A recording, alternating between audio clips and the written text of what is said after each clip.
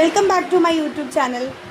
നമുക്ക് അന്തരീക്ഷത്തിലെ ഘടനകളാണ് പഠിച്ചുകൊണ്ടിരുന്നത്. അന്തരീക്ഷ ഘടന പഠിച്ചപ്പോൾ നമ്മൾ അതിനകത്ത് പ്രധാനപ്പെട്ട പാളികളെ പറ്റി പഠിച്ചു. അതിലേറ്റവും പ്രധാനപ്പെട്ട ഒരു പാളിയാണ് അയണോസ്ഫിയർ. അയണോസ്ഫിയറിൻ്റെ വിവിധ പാളികളെ പറ്റി നമുക്കൊന്ന് എക്സ്ട്രാ ഫാക്റ്റായിട്ട് മനസ്സിലാക്കി വയ്ക്കാം. അയണോസ്ഫിയറിൻ്റെ വിവിധ പാളികൾ താഴ്ന്ന ആവൃത്തിയിലുള്ള റേഡിയോ തരംഗങ്ങളുടെ സിഗ്നലുകളെ പ്രതിഫലിപ്പിക്കുകയും ഇടത്തരം ഉയർന്ന ആവൃത്തിയിലുള്ളവയുടെ ആഗിരണം ചെയ്യുകയും ചെയ്യുന്ന പാളിയുടെ പേരെന്ത്? D layer.